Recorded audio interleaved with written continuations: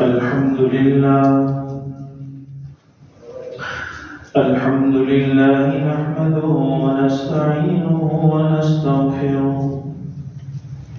ونستغفره ونؤمن به ونتوكل عليه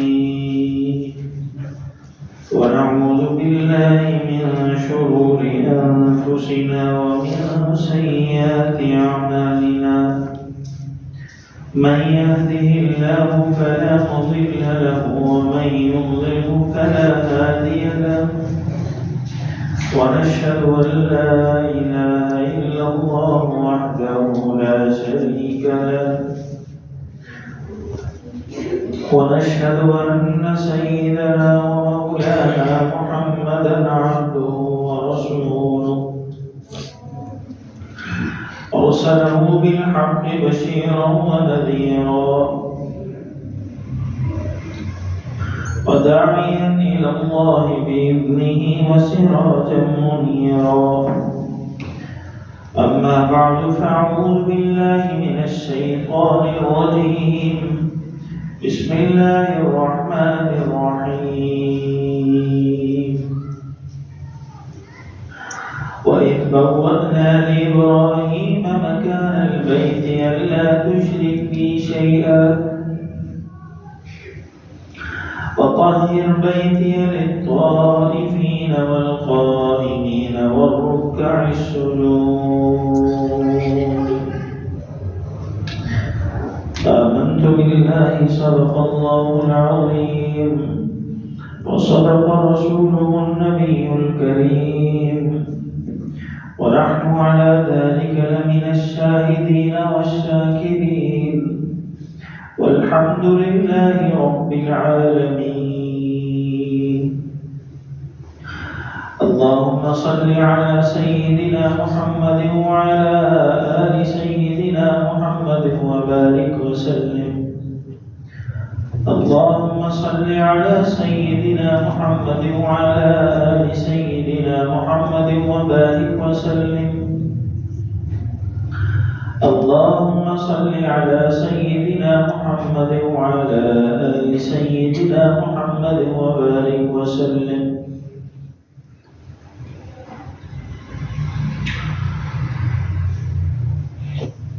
بزرگان محترم و برادران عزیز، سورہ حج کی آیت نمبر 26 تلاوت کی گئی ہے۔ پچھلے جمعے بھی حج کے موضوع پر بات کی گئی تھی، حج کے فضائل اور مسائل کے حوالے سے۔ آج کچھ بات بیت اللہ شریف، مسجد حرام، مسجد اقصی اور مسجد نبوی کے حوالے سے ہوگی۔ اللہ تعالیٰ سے دعا ہے کہ اللہ تعالیٰ صحیح بات کرنے کی، پھر اس پر ہم سب کو عمل کی توفیق عطا فرمائے۔ قرآن کریم کہہ رہا ہے جب ہم نے ابراہیم علیہ السلام کے لیے کعبہ کی جگہ معین کر دی، یعنی ابراہیم علیہ السلام کو بتا دیا کہ یہ بیت اللہ شریف کی یہ جگہ ہے، اور دوسری جگہ قرآن پاک کہتا ہے ان اول بیت وضع للناس للذی ببکۃ مبارکا وہدی للعالمین۔ کائنات میں انسانوں کے لیے سب سے پہلے جو اللہ تعالیٰ کا گھر وضع کیا گیا، بنایا گیا، وہ بیت اللہ شریف ہے، اور وہ مکہ میں ہے۔ مکہ کا پرانا نام ہے، گھر پرانا ہے تو اللہ تعالیٰ نے نام بھی پرانے والا ذکر کر۔ حضرت مولانا قاری طیب صاحب رحمۃ اللہ علیہ نے لکھا ہے کہ جو کائنات کی ابتدا ہے، چونکہ یہاں پہلے مٹی نہیں تھی، پانی تھا، تو اللہ تعالیٰ نے اس پانی کی لہروں سے جو لہریں اٹھتی ہیں، بلبلے آتے ہیں، اور بلبلوں سے کیچڑ بنتی ہے، اور کیچڑ سے پھر کچھ ایک مٹی کی صورت پیدا ہوتی ہے اللہ کے حکم سے، تو وہ یہ جو سارا سلسلہ ہے ساری کائنات کا، تو اس سارے کے وسط میں جو سب سے پہلی جگہ پر مٹی اللہ تعالیٰ نے ابھاری ہے اپنی قدرتی کاملہ سے، اور کیچڑ کو مٹی میں تبدیل کیا ہے، پانی کو کیچڑ میں، کیچڑ کو مٹی میں، تو وہ جگہ بیت اللہ شریف کی ہے۔ یہی کائنات کی ابتدا ہے۔ حضرت آدم علیہ السلام نے اس کی بنیادیں رکھی، اور علماء نے یہ لکھا ہے کتابوں میں کہ آدم علیہ السلام سے پہلے بیت اللہ شریف کو فرشتے بنا چکے تھے۔ زمین پر فرشتوں نے بیت اللہ شریف کو بنا لیا تھا، پھر آدم علیہ السلام نے اس کی بنیادیں رکھی، دوبارہ سے اس کو سر نو اٹھایا وقت کے اعتبار سے۔ حضرت ابو ذر رضی اللہ تعالیٰ عنہ، بخاری شریف کی حدیث ہے، حضرت ابو ذر رضی اللہ تعالیٰ عنہ فرماتے ہیں میں نے رسول اللہ صلی اللہ علیہ وسلم سے پوچھا، اللہ کے رسول صلی اللہ علیہ وسلم یہ جو مسجد اقصی ہے یہ کب بنی؟ اس کی بنیاد اور اس کی تعمیر کا کیا واقعہ ہے؟ تو حضرت فرماتے ہیں حضرت ابو ذر رضی اللہ تعالیٰ عنہ کہ رسول اللہ صلی اللہ علیہ وسلم نے فرمایا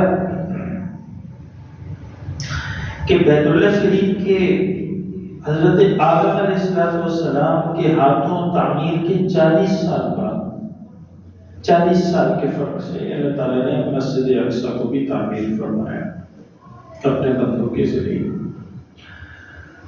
تو جب ہم یہ کہتے ہیں کہ مسجد اقصی کو حضرت سلیمان علیہ السلام نے تعمیر کیا، تو اس کا یہ مطلب نہیں ہے کہ وہاں پہلے تعمیر نہیں تھی۔ ایسے ہی جیسے اب ہم یہ کہتے ہیں کہ وَإِذْ يَرْفَعُ إِبْرَاهِيمُ الْقَوَاعِدَ مِنَ الْبَيْتِ وَإِسْمَاعِيلُ، ایسے ابراہیم اور اسماعیل علیہ السلام نے بیت اللہ شریف کو السرنو قرآنی بنیادوں پر السرنو اٹھایا ہے۔ تو یہ نہیں ہے کہ بیت اللہ تھا نہیں، بیت اللہ تو ہزاروں سال سے تھا، بیت اللہ پہلے سے تھا۔ السرنو تعمیر کا ذکر قرآن کریم نے کیا تو باپ بیٹے کا ذکر کیا، ابراہیم اور اسماعیل علیہ السلام۔ اسی طرح مسجد اقصی ہزاروں سال سے تھی، لیکن اس کی اثر و تعمیر کا جو تذکرہ کیا تو سلیمان علیہ السلام کا تذکرہ کیا، تو معلوم ہوا کہ کائنات میں سب سے پرانا گھر، پہلا گھر اللہ تعالیٰ کا، اول بیت وضع للناس، جو انسانوں کے لیے بنایا گیا، اٹھایا گیا، وضع کیا گیا، جس کی بنیادیں رکھی گئی، وہ بیت اللہ ہے، اور اس کے 40 سال بعد مسجد اقصی ہے۔ پھر بعد میں تعمیرات ہوتی رہی، کبھی گرتی رہی تعمیرات، کبھی ہوتی رہی دوبارہ۔ اثر نو حوادث زمانہ سے جو فرق آتے رہے تو کی تعمیر اور جو تدوین ہے اس میں بھی فرق آتے رہے، وقت کے ساتھ ساتھ سب انبیاء اس کو دیکھتے رہے۔ اور سلیمان علیہ السلام نے اس کی بنیادوں کو جو اٹھایا ہے مسجد اقصی کی، دوبارہ سرنو اٹھایا اور اتنا مضبوط بنوایا جنات سے، ان کو بھی استعمال کیا۔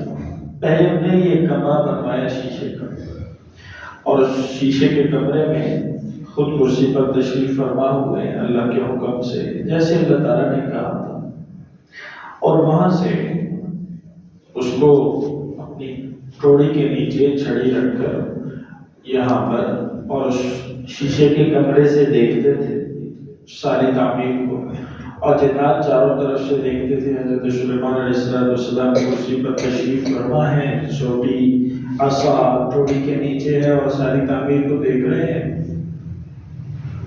تو وہ کام کرتے رہے۔ اور اللہ تعالیٰ نے پھر ایک اپنا قدرت کاملہ کا اظہار فرمایا کہ ان کے روح کو سلب کر لیا، لیکن سلیمان علیہ السلام کی حیت اسی طرح ہے تو وہ جنات پورا کام کر رہے ہیں، اور پھر چھڑی جب ٹوٹ کر گری ہے، سلیمان علیہ السلام کا جنات کو معلوم ہو گیا کہ یہ تو پہلے سے ان کی وفات ہو گئی تھی۔ تو بہرحال مسجد اقصی ہو، مسجد حرام ہو، یہ پرانی مسجد ہے، دونوں 40 سال کا فرق ہے۔ ابراہیم علیہ السلام نے جو بنیادیں رکھی ہیں وہ بھی پرانی بنیادوں پر ہی بیت اللہ کو اٹھایا ہے، اثر نے اٹھایا ہے۔ ابھی بھی جو بیت اللہ شریف کے جو پتھر ہیں، علماء نے لکھا ہے تاریخ کے حوالے سے، اور یہ مستند بات ہے کہ اس میں سارے تو نہیں لیکن بعض پتھر وہی ہیں جو ابراہیم اور اسماعیل علیہ السلام نے رکھے تھے، آج بھی وہی ہیں۔ بعد میں حوادث زمانہ سے اس میں تغیر اور تبدیلی ہوتی رہی۔ خود رسول اللہ صلی اللہ علیہ وسلم نے بیت اللہ شریف کی جو تعمیر ہے اس میں حصہ دوبارہ بھی لیا، خود بھی لیا، اور وہ جو ایک مشہور جھگڑا پیدا ہو گیا تھا حجر اسود کے رکھنے کا، تو اس کو اللہ تعالیٰ کے فضل و کرم اور اپنے تدبر سے اور اپنی فراست اور فہم سے اور اپنی مومنانہ بصارت سے اس کو کیسے خوبصورت طریقے سے حل فرمائے۔ تو تعمیر اور توسیع کی یہ سلسلے مساجد کے، دونوں مساجد کے چلتے رہے۔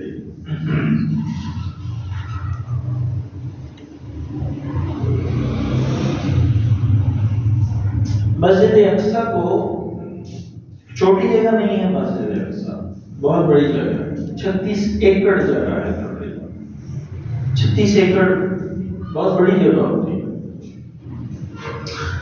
فلسطین اور اسرائیل کے قضیے میں پھر کئی باتیں آتی رہتی ہیں کہ جی یہ تو اس وقت مسجد تھی نہیں، تو یہ تو حضرت عمر رضی اللہ تعالیٰ عنہ کے زمانے میں انہوں نے جب بیت المقدس کو فتح کیا تو اس وقت اس کو مسجد کو بنایا، یہ بات صحیح نہیں ہے۔ یہودی کہتے ہیں کہ رفع سما کا جو واقعہ ہے حضرت اسماعیل علیہ السلام کا، نہیں حضرت عیسیٰ علیہ السلام کا، کہ حضرت عیسیٰ علیہ السلام کو اللہ تعالیٰ نے جو آسمانوں پر اٹھایا تو اس کے بعد ایک تیتوس نام کا ایک بادشاہ گزرا تھا جس نے بیت المقدس پر حملہ کیا، سب کو قتل کیا اور اس کو تباہ برباد کر دیا۔ تو یہاں کوئی چیز نہیں تھی، بعد میں حضرت عمر رضی اللہ تعالیٰ عنہ نے مسجد اقصی کو تعمیر کیا، ایسی بات نہیں ہے۔ اب مسجد اقصی رسول اللہ صلی اللہ تعالیٰ علیہ وسلم کے فرمان کے مطابق، حضرت ابوذر رضی اللہ تعالیٰ عنہ کے سوال کے مطابق، حضرت آدم علیہ السلام نے بیت اللہ شریف کے 40 سال بعد مسجد اقصی کی تعمیر ہو گئی تھی۔ یہ بھی پرانی مسجد ہے اور مسجد حرم بھی پرانی ہے، اور اسی لیے ہمارا پہلا قبلہ بھی ہے بیت المقدس کی طرف، مسجد اقصی کی طرف مسلمان نماز منہ کر کے پڑھا کرتے تھے۔ پھر اللہ تعالیٰ نے اس کو رسول اللہ صلی اللہ علیہ وسلم کی چاہت کو دیکھتے ہوئے اس کو تبدیل فرمایا اور بیت اللہ شریفی کی طرف مسلمان نماز پڑھنے لگے۔ یہ ساری بات عرض کرنے کا مقصد یہ ہے کہ مساجد، دونوں مساجد کی تاریخ اور ان کی اہمیت کا بھی ہمیں پتہ ہو، اور یہ بھی ہم ذہن میں رکھیں کہ کائنات کی ابتدا ہوئی تو مسجد سے ہوئی۔ حضرت آدم علیہ السلام دنیا میں تشریف لائے تو مسجد سے ابتدا کی، اور بیت المقدس کی سرزمین میں جب حضرت آدم علیہ السلام کی اولاد اور نسل کے لوگ آباد ہوئے تو مسجد سے ابتدا کی۔ اسی طرح رسول اللہ صلی اللہ تعالیٰ علیہ وسلم جب مسجد نبوی کے لیے تعمیر کی بات آتی ہے، حضور تشریف لے گئے ہجرت فرما کر مدینہ منورہ، تو سب سے پہلے جو کام کیا، تعمیر کی، وہاں مسجد نبوی کی تعمیر کی۔ اپنا گھر نہیں بنایا یا اور کوئی سیکریٹریٹ حکومت کا یا کوئی چیز مقرر نہیں فرمائی، سب سے پہلی تعمیر ہی مسجد کی۔ اور مسجد نبوی کی یہ جو زمین ہے، اس عید پر بھی میں نے عرض کیا تھا کہ مسجد نبوی کی یہ جو جگہ ہے یہ دو یتیم بھائیوں کی جگہ تھی اور حضرت سعد رضی اللہ تعالیٰ عنہ ان کے کفیل تھے. حضور صلی اللہ تعالیٰ علیہ وسلم نے پوچھا کہ یہ جگہ اگر مسجد کے لیے مل جائے تو انہوں نے بتایا کہ یہ ہم آپ کو حوالے کر دیتے ہیں. تو حضور نے فرمایا کہ وہ تو نابالغ بچے ہیں تو آپ ان کی چیز کو ہمارے حوالے نہیں کر سکتے، تو قیمت لگوا دی جائے اس کی. حضور نے فرمایا کہ اس کی زمین کی قیمت لگوا دو، مارکیٹ میں بازار میں جو بھی قیمت ہے. تو مسجد نبوی شریف کی جو زمین ہے اس کی قیمت جو لگی اس وقت قیمت مارکیٹ کے اعتبار سے تو 7 دینار قیمت لگی، 7 دینار. تو رسول اللہ صلی اللہ علیہ وسلم نے حضرت ابوبکر صدیق رضی اللہ تعالیٰ عنہ کو حکم دیا تو حضرت ابوبکر صدیق رضی اللہ تعالیٰ عنہ نے 7 دینار کی جگہ 10 دینار ان دو بھائیوں کو عطا فرمایا. تو مسجد نبوی 10 دینار میں مسجد نبوی کی زمین رسول اللہ نے خرید لی ہے. پیسہ جو لگا ہے وہ صدیق اکبر رضی اللہ تعالیٰ عنہ کا لگا، مال ان کا خرچ ہوا ہے. تو قیامت تک مسجد نبوی کی آبادی میں صدیق اکبر رضی اللہ تعالیٰ عنہ کا مال ہے، صدیق اکبر رضی اللہ تعالیٰ عنہ کا مال لگا ہے. پہلا جو خرچ ہوا مسجد نبوی کے لیے وہ صدیق اکبر رضی اللہ تعالیٰ عنہ کا ہوا. کچھ عرصے کے بعد دوبارہ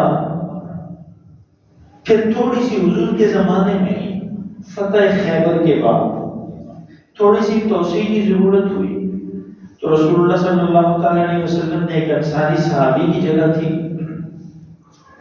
ساتھی، تو ان سے ارشاد فرمایا کہ جنت میں محل کے بدلے یہ زمین مسجد نبوی کو دے دو. تو حضرت عثمان غنی رضی اللہ تعالیٰ عنہ بیچ میں آ گئے. فرمایا اللہ کے رسول میں یہ زمین اس انصاری سے کو غریب انصاری صحابی پہ غریب پہ مسکین پہ. تو حضرت عثمان غنی رضی اللہ تعالیٰ عنہ نے فرمایا کہ اللہ کے رسول اس انصاری کو زمین کی میں قیمت دے دیتا ہوں اور جنت کا محل آپ اللہ تعالیٰ سے مجھے دلوا دیں. تو دوبارہ جو توسیع ہوئی مسجد نبوی شریف کی وہ حضرت عثمان غنی رضی اللہ تعالیٰ عنہ نے قیمت ادا فرمائی اور انصاری صحابی کو حضور نے مسجد نبوی کی تھوڑی توسیع فرمائی.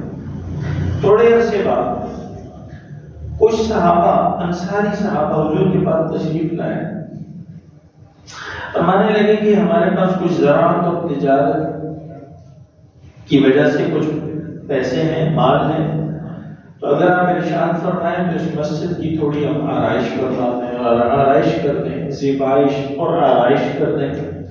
تو حضور نے فرمایا کہ نہیں، مجھے جیسے موسیٰ علیہ السلام کو اپنا چھپر عبادت کا پسند تھا مجھے یہ چھپر والی پسند ہے، اس کی آرائش اور زیبائش کی ضرورت نہیں ہے. اسی سے فقہائے کرام نے مسئلہ بھی نکالا ہے کہ مساجد میں بہت زیادہ زیبائش اور آرائش کرنا پسندیدہ نہیں ہے. بہت زیادہ ضرورت کی ہر چیز ہو لیکن حد سے زیادہ زیبائش اور آرائش مساجد کی نہ ہو. قیامت کی جو علامات ہیں ان میں بھی ایک علامت یہ بھی ہے کہ لوگ مساجد کے میناروں اور مساجد کی زیبائش اور آرائش میں ایک دوسرے پر فخر کریں گے. ہماری مسجد ایسی ہے تو تمہاری کیسی ہے. تو بہت زیادہ لکھائیاں آپ دیکھتے ہیں ہماری مسجد میں کوئی لکھائی نہیں، تو لکھائی سے بھی توجہ بڑھتی ہے، اس لیے بھی دیکھا جاتا نمازی کی توجہ بڑھ جاتی ہے. پھر اتنی آرائش اور زیبائش جس میں نمازی گم ہو جائے اور نماز کی بجائے اسی کو دیکھ رہے یہ بھی صحیح نہیں ہے. ایسے شیشے اور گلکاریاں اور فنکاریاں یہ چھتوں کی اتنی زیادہ ہم لوگ کر رہے ہوتے ہیں، بہت زیادہ آرائشیں، بہت زیادہ چیزیں، تو یہ پسندیدہ نہیں ہے. جواز تو ہو سکتا ہے، پسندیدہ نہیں. ضرورت کی ہر چیز ہو مسجد میں، جو ضرورت کی، آرام کی، سہولت کی، آسائش کی، سب چیزیں لا سکتے ہیں، لیکن زیب و زینت مسجد میں اور گھر کے ڈرائنگ روم میں فرق ہو. جو گھر کے ڈرائنگ روم میں آپ پھول لگاتے ہیں وہی مسجدوں میں بھی لگا دیں تو پھر مسجد میں ڈرائنگ روم میں کیا فرق رہے گا؟ ویسے ہی سارے نظام ہو تو پھر گھر میں اور عبادت گاہ میں فرق نہیں رہے گا۔ حضور پاک علیہ السلام کی مسجد سیدھی سیدھی تھی، کوئی محراب وغیرہ بھی بیچ میں نہیں تھا، بعد میں یہ ساری چیزیں ہیں۔ اور رسول اللہ صلی اللہ تعالیٰ علیہ وسلم کی مسجد کو کچی اینٹوں سے تعمیر فرمایا گیا، کچی مٹی کی کچی اینٹوں سے بنایا گیا، کھجور کی چھال کو اوپر چھت کے طور پر اور کھجور کے تنوں کو ستون کے طور پر، اور اتنا کہ اگر ہاتھ اٹھائیں اوپر تو ہاتھ آسانی سے نہیں لگتا تھا، اتنا اوپر چھت پر لکڑی کے ڈال دی گئی تھی، اور فرش کچی تھی، اور بعض صحابہ فرماتے ہیں سنگریزے وغیرہ تھے تو کبھی وہ چبھتے بھی تھے، اور کبھی اگر ٹپک پڑتی بارش وغیرہ کی وجہ سے تو کیچڑ بھی ہو جاتا اور اس کے نشان بھی ہوتے۔ لیکن سبحان اللہ، رسول اللہ صلی اللہ تعالیٰ علیہ وسلم نے صحابہ کی کیسی تربیت فرمائی کہ کچی چھپر چھت مسجد میں نمازیں پڑھنے والے صحابہ پکے مومن تھے۔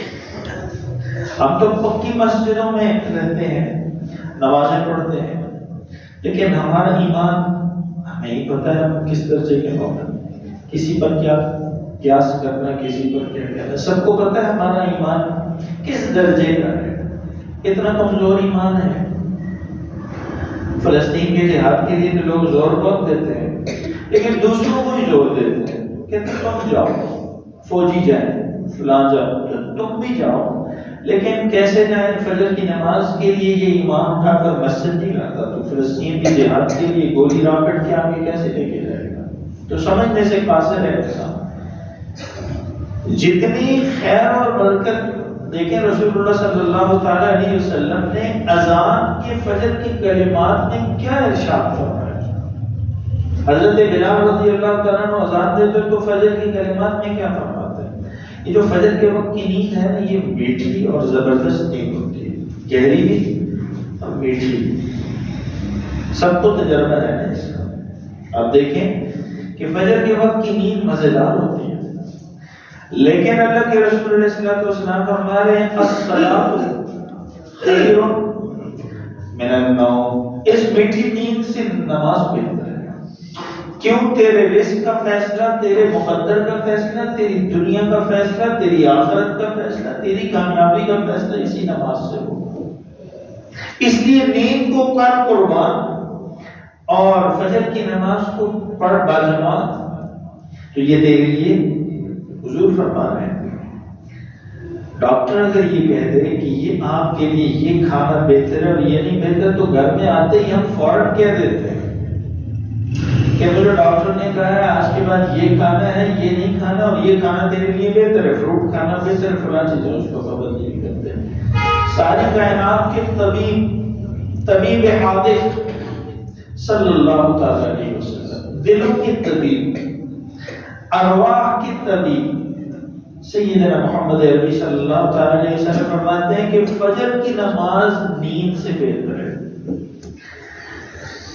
نیند بھی اچھی ہے، میٹھی چیز ہے، مزہ دیتی ہے، لیکن فجر کی نماز اس میٹھی نیند سے بہتر ہے، کیونکہ فجر نہیں پڑھے گا تو زندگی میں پھر دھکے ہی کھائے گا، منہ کے بل ہی گرے گا، ناکامی دیکھے گا، پریشانی ہوگی، ٹینشن ہی ہوگی، صحت بھی خراب ہوگی اور دین بھی خراب ہوگا، ہاتھ مال بھی خراب ہوگا، جیب بھی خراب ہوگی، خرچ بھی خراب ہوگا، آمدن بھی خراب ہوگی اور آخرت بھی خراب ہوگی۔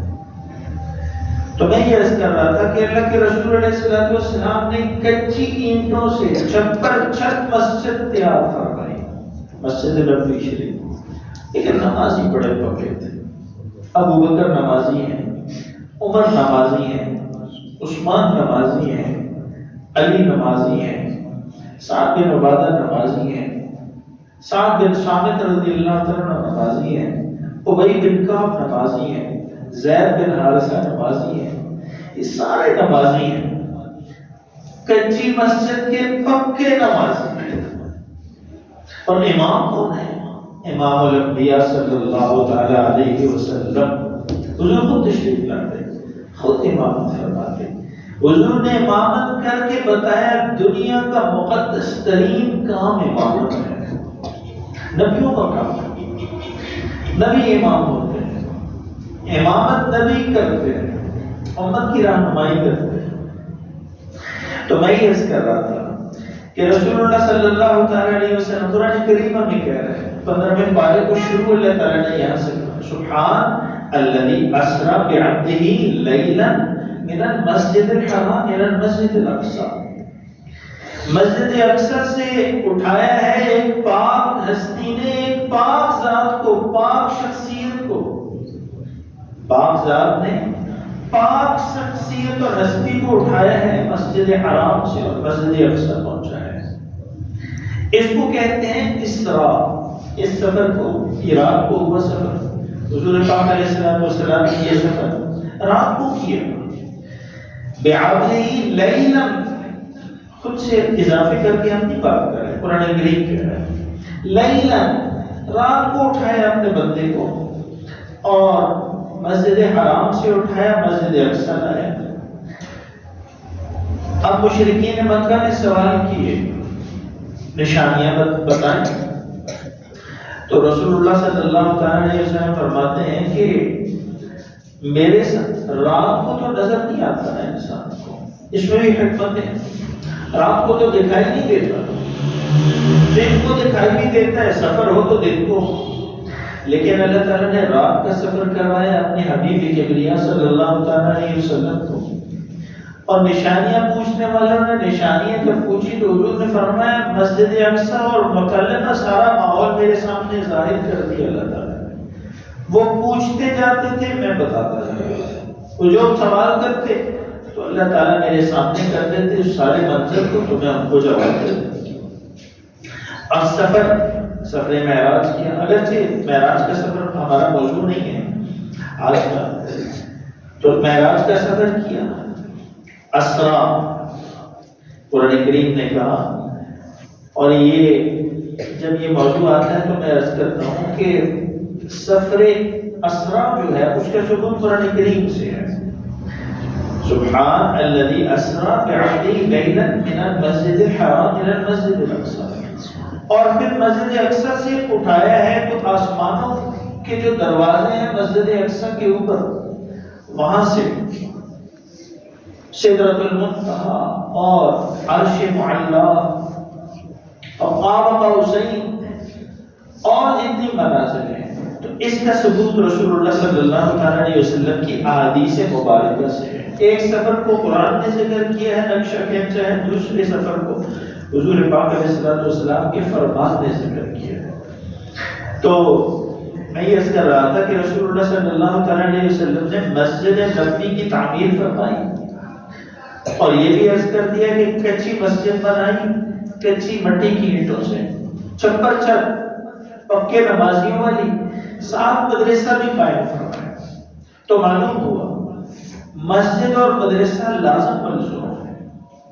حضور پاک علیہ السلام نے جہاں مسجد نبوی کی بنیاد رکھی، وہی مسجد کے ساتھ مدرسے کی بنیاد بھی رکھی۔ صفہ نام رکھا اس کا، صفہ پڑھنے والوں کے مختلف نام ہیں، سب کو ملا کر اصحاب کہہ دیا جاتا ہے، مختلف صحابہ کو نام ملا کر سب صحابہ کی جمع اصحاب۔ صفہ کے اصحاب، اصحاب صفہ، وہ جگہ، وہ چبوترا، وہ بیٹھنے کی مبارک جگہ جہاں رسول اللہ صلی اللہ تعالی علیہ وسلم استاد تھے اور حضور کے آگے صحابہ شاگرد تھے۔ تو مسجد بنائی اور ساتھ مدرسہ بھی بنایا۔ شاگرد کیسے تیار کیے؟ سبحان، کائنات کے سب سے عظیم انسان نے کائنات کے سب سے بہترین شاگرد تیار کیے۔ حضرت ابو، ایک صحابی کا ذکر کر دیتا ہوں برکت کے لیے۔ حضرت ابو ہریرہ رضی اللہ تعالیٰ عنہ حضور کے شاگرد تھے۔ حضور پاک علیہ السلام کے 4 سال زندگی کے ملے ہیں حضرت ابو ہریرہ رضی اللہ تعالیٰ عنہ کو، عمر اتنی نہیں تھی، بعد میں ایمان لائے 4 سال، 4 سالوں میں بھی 1 سال بحرین کی طرف بھیج دیا رسول اللہ صلی اللہ علیہ وسلم نے، 3 سال حضور کی خدمت میں رہے۔ حضرت ابو ہریرہ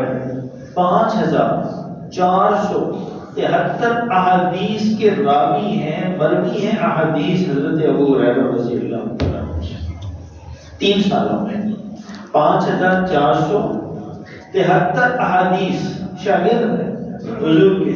حضرت ابو ہریرہ رضی اللہ عنہ فرماتے ہیں کہ حضور کی شاگردی کا اتنا مزہ تھا کہ اور کوئی کام کرنے کا دل ہی نہیں چاہتا تھا۔ استاد پڑھاتے تھے، ہم پڑھتے تھے، کوئی کھانے پینے کا ہوش بھی نہیں ہوتا تھا اور کوئی کھانے پینے کی فکر اور طلب بھی نہیں ہوتی تھی۔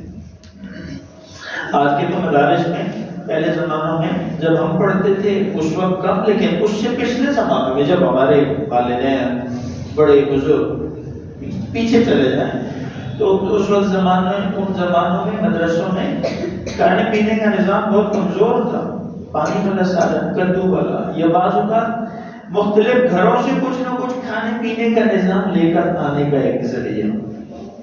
اب تو مدارس میں اللہ تعالیٰ کی طرف سے برکتیں ہیں، رحمتیں ہیں۔ آپ جیسے تبلیغ کی برکت سے، تبلیغ کی محنت کی برکت سے اللہ تعالیٰ نے آپ جیسے لوگ تیار کر دیے ہیں جو مدارس کی فکر بھی کرتے ہیں، مدارس کے کھانے کی فکر، مدارس کے رہنے کی فکر، مدارس کے اندر پڑھنے والوں کی فکر، ایک اللہ تعالیٰ کا ایک نظام ہے وقت کے ساتھ ساتھ۔ اور ہمارے علماء یہ بھی فرماتے ہیں کہ جنہوں نے پہلے علم مشقت سے بھوک سے پڑھا ہے ان کو اللہ تعالیٰ نے بڑا عالم بنایا ہے، کیونکہ علم کو اللہ تعالیٰ نے مشقت کے ساتھ جوڑا ہے۔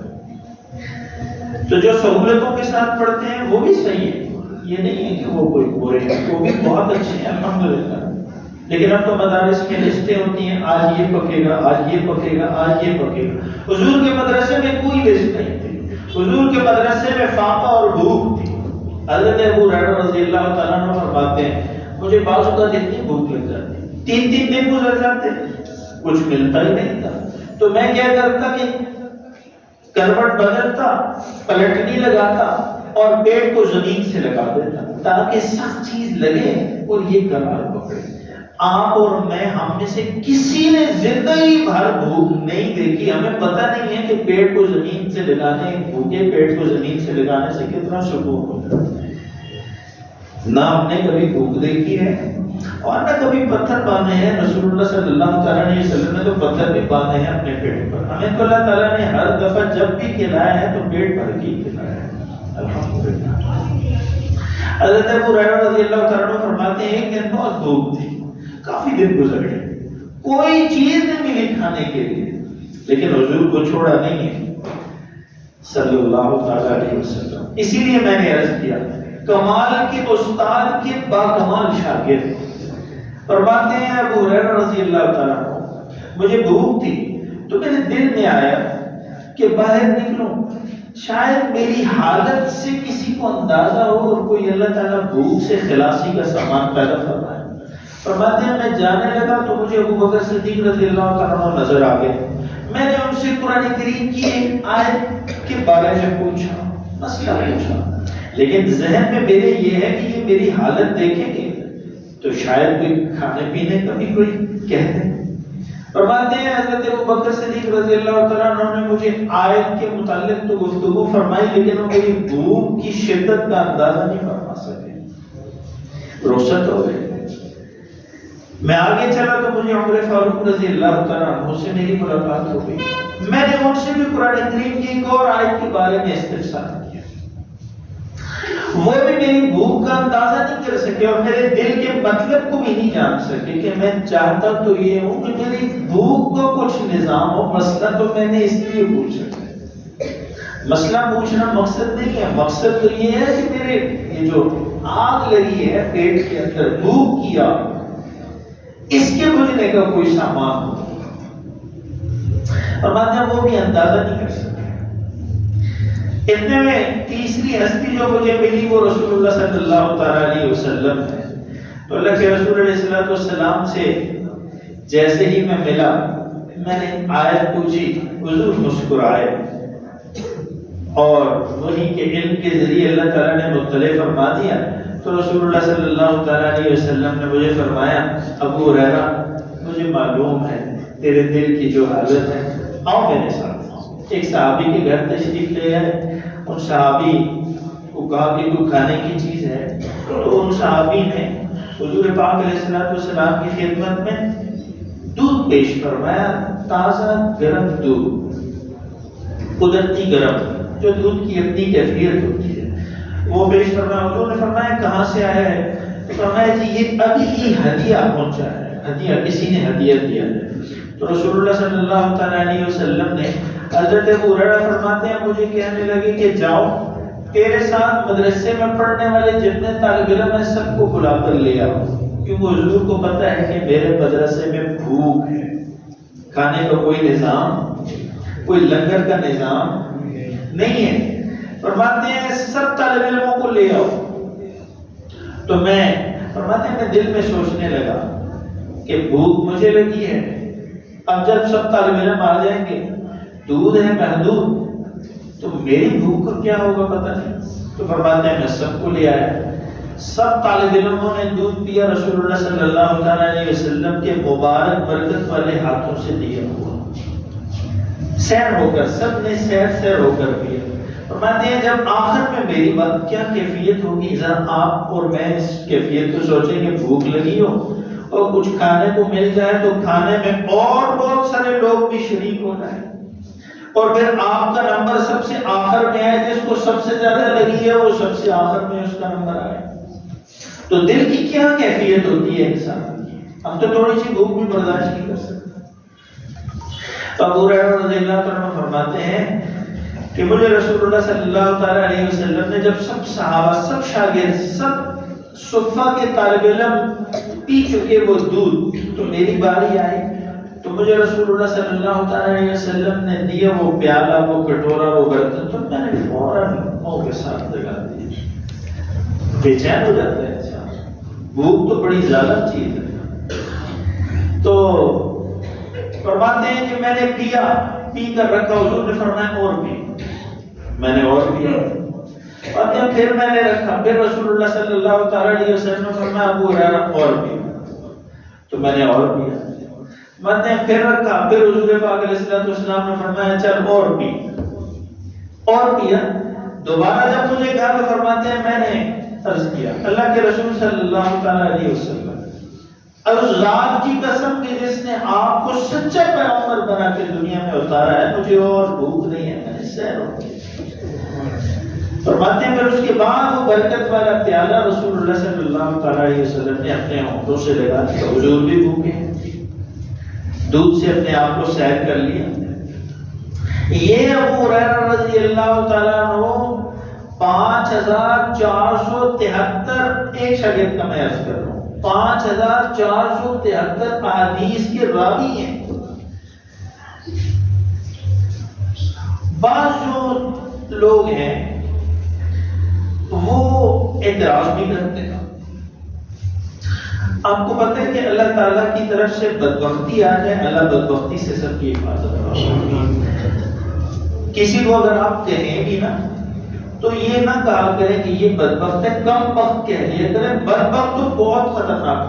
اللہ تعالیٰ بدبختی سے سب کی حفاظت کرے، کسی کو نہ بدبخت نہ بنائے. ہماری نسل اولاد میں بھی کوئی بدبخت نہ ہو، سب نیک بخت ہو. تو انسان بدبخت ہو جائے تو اپنے ماں باپ پر بھی سوالیہ نشان لگا دیتا ہے، اللہ پر بھی لگا دیتا ہے، اپنے پاک پیغمبروں پر بھی لگا دیتا ہے، صحابہ کرام پر بھی لگا دیتا ہے. تو بعض لوگ صحابہ کے بارے میں بعض لوگوں کا یہ ہے، وہ کہتے ہیں کہ ابو ہریرہ رضی اللہ تعالیٰ عنہ تو ٹوٹل 4 سال اسلام قبول کیے، ان کو گزرے. 1 سال پہلے بھیج دیے گئے، 3 سال رہے، تو 3 سالوں میں 5473 حدیثیں کیسے لے آئے، کیسے یاد کر لی؟ تو ویسے تو بہت مثالیں ہیں حافظے کے لیے اور برکت کے لیے. انہیں کی مثال میں عرض کر دیتا ہوں، چلیں ذہن میں اگر ہم نے ڈال دی. ویسے اور مثالیں بھی ہیں عرض کر دیتا ہوں، بہت مختصر ہے۔ حضرت ابو ہریرہ رضی اللہ تعالیٰ عنہ فرماتے ہیں کہ میرا حافظہ کمزور تھا، میرا حافظہ کمزور تھا، مجھے یاد نہیں ہوتی تھی چیز، سبق یاد نہیں ہوتا، تو میں نے رسول اللہ صلی اللہ تعالیٰ علیہ وسلم سے حافظے کی کمزوری کی شکایت کی۔ حضور پاک علیہ السلام نے میری جو چادر تھی فرمایا یہ چادر کھولی، چادر کھولی، سامنے بیٹھے ہیں شاگرد، حضور پاک علیہ السلام نے فرماتے ہیں ایسے جیسے کوئی چیز ہاتھوں میں دے کر حضور نے ایسے ہاتھوں سے اشارہ کر کے مجھے فرمایا، ایسے اشارہ کیا، ایسے ہاتھ میں کوئی چیز نہیں تھی، خالی ہاتھوں سے حضور پاک علیہ السلام نے ایسے اشارہ کیا اور فرمایا یہ چادر بند کر کے اپنے ساتھ بن لو۔ ابو ہریرہ رضی اللہ تعالیٰ عنہ فرماتے ہیں کہ میں نے وہ چادر بند کی، دل کے ساتھ لگائی، بدن کے ساتھ مس کی، اللہ تعالیٰ نے ایسا حافظہ عطا فرمایا کہ کوئی بات نہیں بھولی تھی، اس کے بعد کوئی بات نہیں بھولتی تھی، رسول اللہ صلی اللہ تعالیٰ علیہ وسلم کی دعا کی برکت سے، حضور کی دعا کی برکت سے کوئی چیز بھولتی نہیں تھی۔ تو میں یہ عرض کر رہا ہوں کہ حضرت ابو ہریرہ رضی اللہ تعالیٰ عنہ کے بارے میں اعتراض بازوقت کہ جی یاد کیسے، تو یہ ابھی کچھ عرصہ پہلے فوت ہوئے ہیں، سارے مدارس کا جو بورڈ ہے وفاق المدارس العربیہ ملتان، اس کے سربراہ تھے مولانا شیخ سلیم اللہ خان، ڈاکٹر عادل خان جو شہید ہوئے ان کے والد مولانا شیخ ڈاکٹر سلیم اللہ خان، ڈاکٹر نہیں تھے، پی ایچ ڈی ڈاکٹر، بیٹے ڈاکٹر تھے، پی ایچ ڈی حدیث میں پی ایچ ڈی کی تھی، مولانا شیخ سلیم اللہ خان صاحب وفاق المدارس العربیہ کے صدر تھے۔ رائے گڑھ والے تبلیغی بزرگ مولانا جمشید صاحب اور مولانا سلیم اللہ خان صاحب ہم عصر ہیں، ساتھ ساتھ دوست بھی تھے، پڑھتے بھی ساتھ رہے، ہم عصر ہیں۔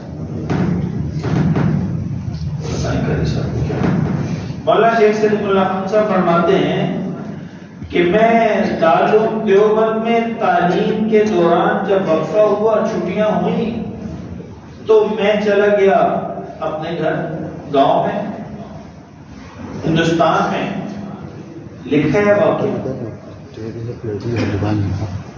کہتے ہیں کہ میں چلا گیا اپنے گاؤں، گھر سے مدرسے سے گاؤں گیا، تو رمضان سے پہلے چھٹیاں ہوتی ہیں مدارس میں، فرماتے ہیں جب میں چلا گیا اپنے گھر گاؤں تو معلوم ہوا رمضان شروع ہونے لگا تھا، تو لوگوں نے، فیملی والوں نے، خاندان والوں نے پوچھا، بتایا کہ اس دفعہ جو حافظ صاحب آنے تھے مسجد میں قرآن کریم سنانے کے لیے وہ اس دفعہ دستیاب نہیں ہے، وہ نہیں آئیں گے، وہ موجود نہیں ہوں گے۔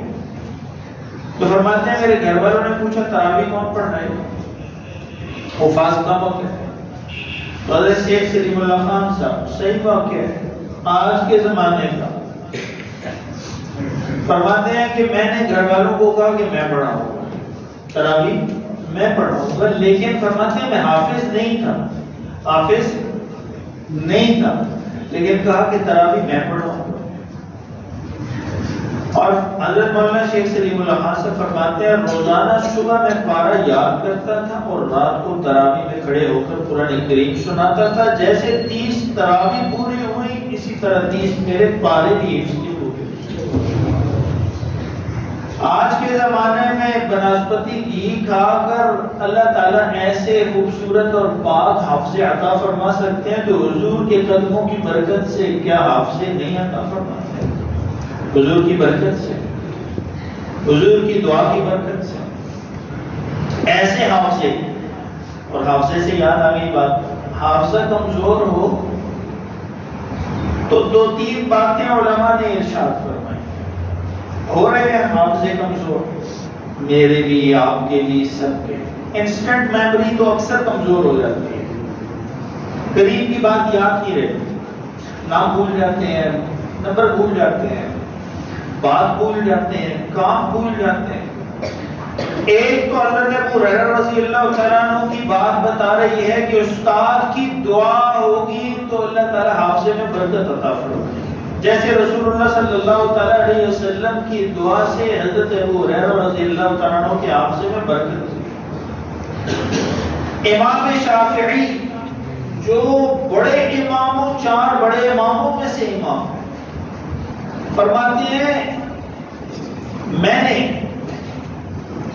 حافظے کی کمی کی شکایت کی اپنے استاد سے، شعر میں ارشاد فرماتے شکوت الی سوء حفظی، میں نے اپنے استاد امام وکیع سے اپنے حافظے کی کمزوری کی شکایت کی، تو میرے استاد نے مجھے کہا کہ شاگرد ہے امام شافعی، امام وکیع استاد ہے، فرماتے ہیں میرے استاد نے کہا کہ گناہوں سے بچتے رہا کرو تو حافظہ اللہ تعالیٰ قوی عطا فرمائے۔ تو گناہوں کی وجہ سے بھی انسان کی میموری خراب ہو جاتی ہے، گناہ خراب کر دیتے ہیں اس میموری صحیح کرنا رکھنا چاہتے ہیں تو گناہوں سے ہم بچیں۔ اللہ تعالیٰ سب کو اپنی حفظ و امان میں رکھیں، اور یہ جو ذہن کی میموری ہے یہ اللہ کی بہت بڑی نعمت ہے، اس کو دوام عطا فرمائے۔ اسی طرح اگر سبق یاد نہ ہوتا ہو، دین کا ہو یا دنیا کا، ہمارے ہاں دین اور دنیا، اور لوگوں کے ہاں دین اور دنیا دور ہیں، اللہ اور اس کے رسول کے ہاں دین اور دنیا میں کوئی تفریق نہیں ہے۔ یہ دنیا اللہ نے دی دین کی محنت کے لیے، دین بنانے کے لیے، اور حلال کمانے کے لیے، اور زندگی سنوارنے کے لیے، اور آخرت میں تیاری کرنے کے لیے۔ تو اگر ہوتا ہے بعض بات بچوں کو سبق یاد نہیں تو جمعۃ حضرت مولانا حسین احمد مدنی رحمۃ اللہ علیہ نے لکھا ہے کہ جمعۃ المبارک کے دن مغرب سے پہلے اور عصر کی نماز کے بعد سورۃ الاعلیٰ سبح اسم ربک الاعلیٰ، یہ جو سورت ہے اس کو جو پڑھے اور جب آیت پر پہنچے سنقرئک فلا تنسیٰ تو اس کو 3 مرتبہ سنقرئک فلا تنسیٰ، سنقرئک فلا تنسیٰ، سنقرئک فلا تنسیٰ، پھر آگے پڑھے سورۃ الاعلیٰ۔ یہ سورۃ الاعلیٰ وہ سورت ہے کہ رسول اللہ صلی اللہ تعالیٰ علیہ وسلم جمعہ اور عیدین کی نمازوں کی امامت میں کثرت سے اس کی تلاوت فرماتے ہیں۔ بعض صحابہ فرماتے ہیں اور کوئی سورت تلاوت نہیں کرتے تھے، اسی سورت کی تلاوت فرماتے ہیں، اس سے اگلی کی اور اس کی۔ تو سورۃ الاعلیٰ عصر کے دن، جمعے کے دن عصر کے بعد اور مغرب کی نماز سے پہلے سورۃ الاعلیٰ، اور بیچ میں سنقرئک فلا تنسیٰ، اس کو 3 مرتبہ پڑھیں۔ اللہ تعالیٰ حافظہ قوی فرمائیں گے اور جو بات ذہن میں آئے گی وہ یاد رہے گی۔ تو مجھے اور آپ کو اللہ تعالیٰ جو سنا ہے اس پر عمل کی توفیق عطا فرمائے۔ تو میں یہ عرض کر رہا تھا مسجد اقصیٰ، مسجد حرام اور مسجد نبوی کی تاریخ کے حوالے سے بات کی ہے آج، جو حضرات دیر سے تشریف آئے ان کے سامنے خلاصہ عرض کر دیتا ہوں کہ مسجد حرام اللہ تعالیٰ نے کائنات میں سب سے پہلے جس مسجد کی بنیاد رکھی، ان اول بیت وضع للناس، لوگوں کے لیے سب سے پہلے جو گھر بنایا گیا اللہ کا گھر جو فرشتوں نے بنایا، پھر حضرت آدم نے اس کو سرنو تعمیر کی، اور چلتے چلتے پھر حضرت ابراہیم خلیل اللہ اور اسماعیل ذبیح اللہ نے اس کو دوبارہ سرنو بنیادوں پر کھڑا فرمایا، پھر رسول اللہ صلی اللہ تعالیٰ علیہ وسلم نے بھی اس کی تعمیر اور تجدید میں حصہ فرمایا۔ تو وہ بیت اللہ ہے۔ بیت اللہ کے 40 سال بعد حضرت ابوذر رضی اللہ تعالیٰ عنہ کی حدیث بخاری شریف ہے کہ 40 سال بعد اللہ تعالیٰ نے انبیاء کے ذریعے بیت المقدس کی جو مسجد اقصیٰ ہے اس کی تعمیر فرمائی، اور سلیمان علیہ السلام کے ذریعے اس کی تجدید فرمائی، اور مسجد نبوی شریف کو اللہ تعالیٰ نے آخری پیغمبر صلی اللہ تعالیٰ علیہ وسلم کے ہاتھوں سے تعمیر فرمایا۔ پہلی توسیع اپنی زندگی میں ہوئی، اور پھر دوبارہ توسیع حضرت عثمان غنی رضی اللہ تعالیٰ عنہ نے کی۔ اس حوالے سے کچھ بات میں نے عرض کی تھی حج کے موسم کے حوالے سے کہ مساجد کی عظمت ہمارے دل میں ہو۔ یہ جتنی مساجد ہیں یہ سب کی سب مساجد انہی مساجد بڑی مساجد کا پرتو ہے۔ پہلے نمبر پر مسجد حرام ہے، دوسرے پر مسجد نبوی ہے، تیسرے پر مسجد اقصیٰ ہے۔ اللہ تعالیٰ مسجد اقصیٰ کو بھی ظالمین اور غاصبین اور جو اس وقت حملہ آور ہیں ان سے اللہ تعالیٰ اس کو آزادی عطا فرمائے، اور قیامت تک حضور نے فرمایا ایک جماعت ایسی ہوگی ہم پر، اب جو بھی لوگ کہتے رہتے ہیں یہ ہوا فلاں نے یہ کیا فلاں، کسی بحث میں نہ پڑے، حضور کو دیکھا کریں حضور پاک علیہ السلام کیا فرماتا ہے۔ حالات کو BBC निगाह से ना देखें, CNN और BBC की निगाह से नहीं, हुजूर पाक अलैहिस्सलाम की फरमीन की निगाह से। माया मस्जिद अक्सा की हिफाजत के लिए एक जमात उसके गिर्द लड़ती रहेगी और अल्लाह ताला इसी जमात के जरिए फतह अता फरमाएंगे। एक वक्त आने वाला है, आप सुन लीजिए, मैं हूं ना हूं, आप में से कोई हो ना हो, आने वाली नस्ल सुन रही होगी, अल्लाह सुन रहे हैं, फरिश्ते सुन रहे हैं। एक वक्त आने वाला है कि दुनिया में जुल्म का खात्मा होने वाला है, बेइंसाफी नाइंसाफी का खात्मा होने वाला है, और अपने ओहदे, कुर्सी, मतलब के लिए, अपनी जात के लिए हुकूमतों से हटकर अल्लाह ऐसे लोगों को हुकूमत अता फरमाने वाले हैं कि जो लोग जमीन पर अल्लाह के निज़ाम को अल्लाह की मखलूक की बेहतरी और अल्लाह की मखलूक के नफ़े के लिए इस्तेमाल करेंगे, वो वक्त करीब है। अल्लाह ताला मुझे और आपको वो वक्त अगर आ जाए और हम जिंदा हों तो हक वालों के साथ खड़ा होने की तौफीक अता फरमाएं, बातिल के साथ बचने से, खल्क मत होने से अल्लाह ताला हिफाजत फरमाएं। उस वक्त से पहले एक और काम भी होगा, उस वक्त से पहले अल्लाह ताला करोड़ों मुसलमानों को मुस्तरद फरमाएंगे और उनके ईमान और इस्लाम को कबूल नहीं फरमाएंगे, चंद को कबूल करेंगे और चंद को कबूल करके दुनिया में इज्जत से भी सरफराज करेंगे, हुकूमत से भी सरफराज करेंगे और अल्लाह ताला कामयाबी भी अता फरमाएंगे। कोशिश फरमाएं उन लोगों में हमारा शुमार हो जो हक के साथ हों और सच के साथ हों और अल्लाह की और उसके रसूल के दीन के साथ हों, जुल्म के साथ, कुफ्र के साथ, जबर के साथ अल्लाह ताला साथ देने से हमारी हिफाजत फरमाएं। आखिर दावाना अल्लाहु अकबर, अल्लाहु अकबर, अल्लाहु अकबर, अल्लाहु अकबर। अशहदु अन ला इलाहा इल्लल्लाह, अशहदु अन ला इलाहा इल्लल्लाह, अशहदु अन्ना मुहम्मदर रसूलुल्लाह, अशहदु अन्ना मुहम्मदर रसूलुल्लाह।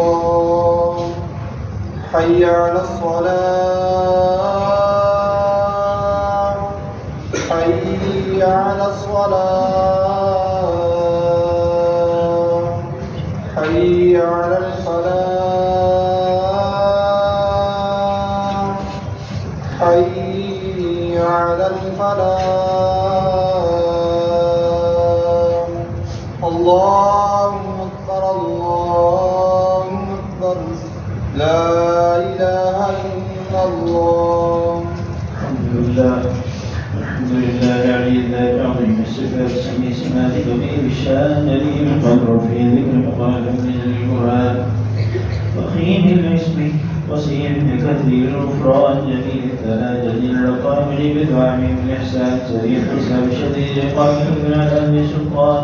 ونشهد أن لا إله إلا الله وحده لا شريك له في الخلق والأمر، ونشهد أن سيدنا مولانا محمدا عبده ورسوله المبعوث من الأسودين الأحمر المعبود بشرح صدر رفع الذكر وصلى الله تعالى عليه وعلى آله وصحبه الذين خلاص قرار ربنا وربنا وخير الخلائق بعد الأنبياء. أما بعد فيا أيها الناس وحدوا الله فتتوحيدات الله واتقوا الله فتتقوا أمنات الحسنات وعليكم بسنة فإن سنة تهدي للإطاعة ومن أطاع الله ورسوله فقد رشد واهتدى وإياكم البدع فإن البدعة تأتي المعصية ومن يعص الله ورسوله فقد ضل وبال. وعليكم بالصدق فإن الصدق يزيل الكذب، وعليكم بالإحسان فإن الله يحب المحسنين، ولا تقنطوا من رحمة الله فإنه أرحم الراحمين، ولا تحبوا الدنيا فتكونوا من الخاسرين. ألا وإن نفسك لن تموت حتى تستكمل رزقها وتقول الله بالتوكل عليه فإن الله حسن المتوكلين. وادعوه فإن ربكم مجيب الداعين واستغفروه بنيه. فأعوذ بالله من الشيطان الرجيم. وقال ربكم ادعوني أستجب لكم إن الذين يستكبرون عن عبادتي سيدخلون جهنم داخلين. بارك الله لنا ولكم في القرآن العظيم ونفعنا وإياكم بالآيات والذكر الحكيم. أستغفر الله لي ولكم ولسائر المسلمين واستغفروه إنه هو الغفور الرحيم.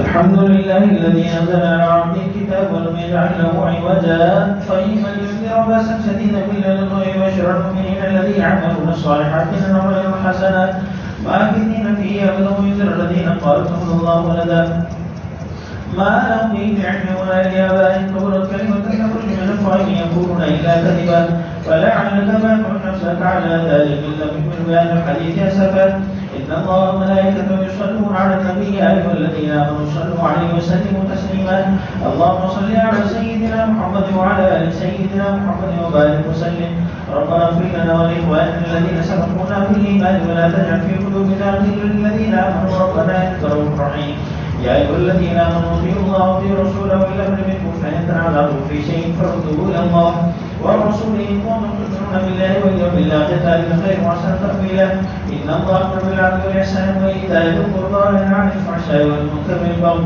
يعظكم لعلكم تذكرون اذكروا الله يذكركم وادعوه يستجب لكم ولكن الله تعالى أعلى وأولى وعز وجل وتقوى أكبر والله يعلم ما تصنعون. आगे बढ़ के समय को करना है कोशिश कर पाए सब में कराना हो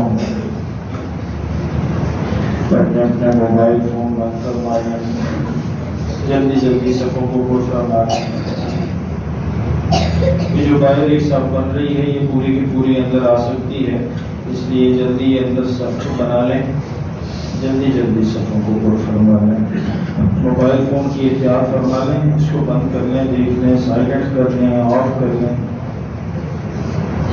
الله أكبر الله أكبر الله أكبر الله أكبر أشهد أن لا إله إلا الله أشهد أن لا إله إلا الله أشهد أن محمدا رسول الله أشهد أن محمدا رسول الله حي على الصلاة حي على الصلاة حي على الفلاح حي على الفلاح قد قامت الصلاة قد قامت الصلاة الله أكبر الله أكبر لا إله إلا الله الله أكبر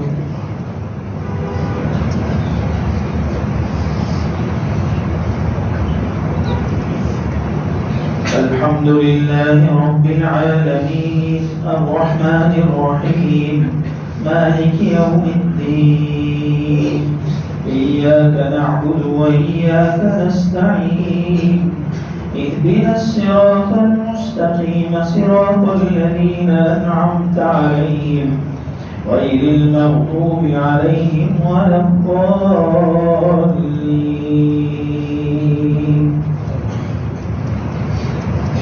سبح اسم ربك الأعلى الذي خلق فسوى والذي قدر فهدى والذي يخرج المرعى فجعله غثاء أحوى سنقرئك فلا تنسى إلا ما شاء الله إنه يعلم الجهر وما يخفى ونيسرك لليسرى فذكر إن نفعت الذكرى سيذكر من يخشى ويتجنبها الأشقى الذي يصلى النار الكبرى ثم لا يموت فيها ولا يحيا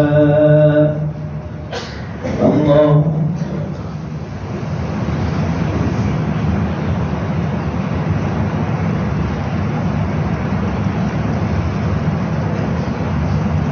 سمع الله لمن حمده الله أكبر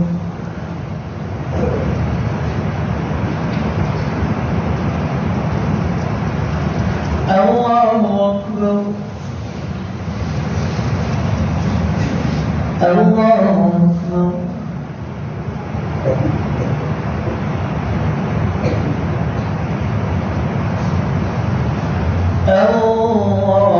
الله أكبر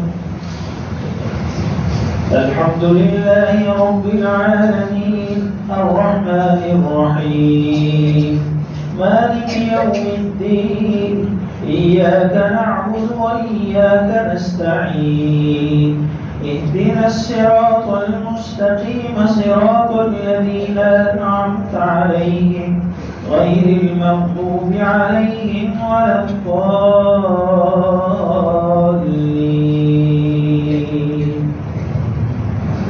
قد أفلح من تزكى وذكر اسم ربه فصلى بل تؤثرون الحياة الدنيا والآخرة خير وأبقى إن هذا لفي الصحف الأولى صحف إبراهيم وموسى.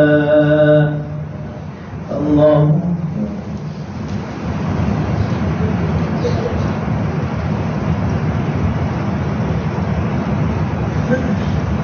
سمع الله لمن حمده. الله أكبر.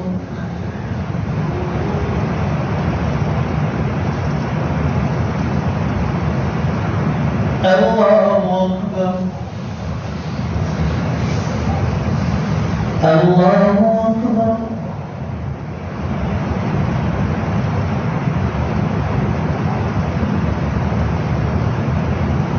الله أكبر.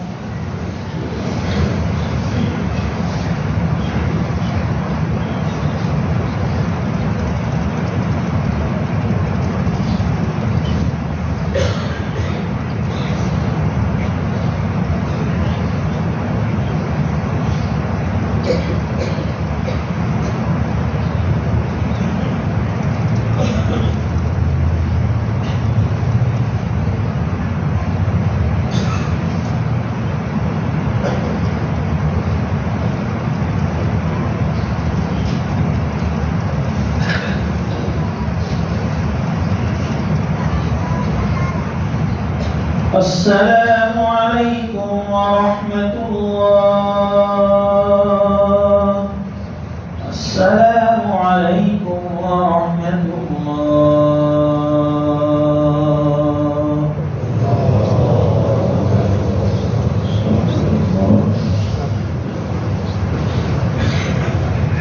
اللهم آمين يا رحمن يا واسع سبيلا قبيلا ونعمكم مغفرما. اللہ ہماری خطاؤں سے درگزر فرما، اے وقی برداشت فرما، زندگیوں کو گناہوں سے پاک رکھ کر گزارنے کی توفیق نصیب فرما، ہر قسم کے گناہ سے بچنے کی توفیق عطا فرما۔ اللہ سب کی اپنی بارگاہ میں حاضری کو قبول اور منظور فرما۔ رسول اللہ صلی اللہ تعالیٰ علیہ وسلم آپ کے صحابہ سے سچی عقیدت محبت کا رشتہ رکھنے کی توفیق عطا فرما۔ اللہ جو بیمار ہیں، جس قسم کی بیماری میں مبتلا ہیں، اے رب کریم سب کو شفاء کامل عاجل مستمرہ نصیب فرما۔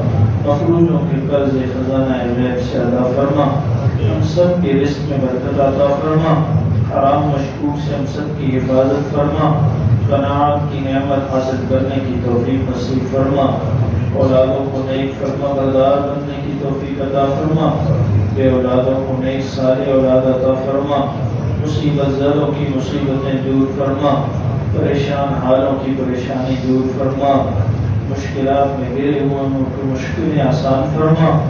اللہ جو کسی تکلیف میں ہے، اللہ تکلیفوں کو دور فرما۔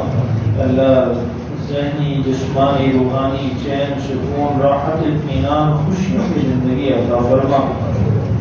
ایمان کی حالت میں جو حضرات آج پوری دنیا سے رخصت ہوئے ہیں، تیری بارگاہ میں تیری عدالت میں پہنچے ہیں، سب کو معافی عطا فرما، سب کے ساتھ کرم کا بخشش کا معاملہ فرما، سب کو اپنے جنت میں اعلیٰ درجے مقام نصیب فرما۔ پاکستانی حجاج کرام میں جو کچھ حجاج کرام کے جانے میں کوئی رکاوٹ پیش آ رہی ہے، اللہ اس رکاوٹ کو دور فرما۔ جن حضرات نے داخلہ حج کا کروایا ہے، سب کو اپنے فضل و کرم سے اپنی بارگاہ کی حاضری مقبولیت والی حاضری کی توفیق نصیب فرما۔ ہم سب کی جن کے ہاتھ اٹھے ہیں، اللہ سب کو حرمین شریفین کی مقبول زیارت کی حج و عمرہ کی سعادت کی توفیق نصیب فرما، بار بار عطا فرما۔ اے اللہ پاکستان کی حفاظت فرما، ارض مقدس کی حفاظت فرما، پاکستان سمیت جتنے اسلامی ممالک ہیں سب کی سرحدات کی حفاظت فرما، ملکوں کی حفاظت فرما۔ ہمارے پڑوس کے ساتھ جو جنگ کی کیفیت کے بادل ہیں ان کو ختم فرما، ان کو دور فرما۔ عرض پاکستان کے اندرونی بیرونی جتنے دشمن ہیں ان کو ہدایت عطا فرما، بصورت دیگر ان کے خلاف اپنا فیصلہ فرما۔ یا اللہ ہمیں اپنے ملک کی قدردانی کی توفیق نصیب فرما، اس نعمت عظمیٰ کے صحیح یا اللہ صحیح طور پر شکر کرنے کی ہم سب کو توفیق عطا فرما۔ رسول اللہ صلی اللہ تعالیٰ علیہ وسلم نے اللہ آپ سے جتنی خیریں برکتیں بلائیاں طلب فرمائی ہیں ہم سب کو عطا فرما۔ حضور پاک علیہ الصلوۃ والسلام نے فتنہ دجال سمیت آخر زمانے کے فتنوں سمیت جتنی بری چیزوں سے پناہ مانگی ہے، کہ اللہ ہم سب بھی پناہ چاہتے ہیں، ہم سب کو محفوظ اور معمون فرما، ایمان عمل کی سارے سچی زندگی نصیب فرما، صحت عافیت کے ساتھ زندگی عطا فرما، عزت خوشحالی کے ساتھ جینا مقدر فرما، دنیا اور آخرت کے ہر میدان کی کامیابی عطا فرما، دنیا اور آخرت کے ہر میدان کی ناکامی ذلت اور رسوائی سے محفوظ فرما۔ سرکار مدینہ صلی اللہ تعالیٰ علیہ وسلم کی بخشش کا حقدار بننے کی توفیق عطا فرما، آپ کے قدموں آپ کے صحابہ کی جماعت کے ساتھ جنت کے داخلے عطا فرما۔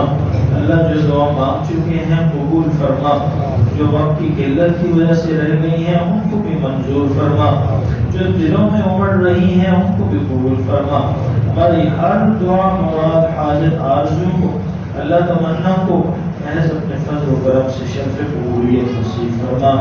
اللہم آمین وصلی اللہ تعالی علی النبی الکریم برحمتک یا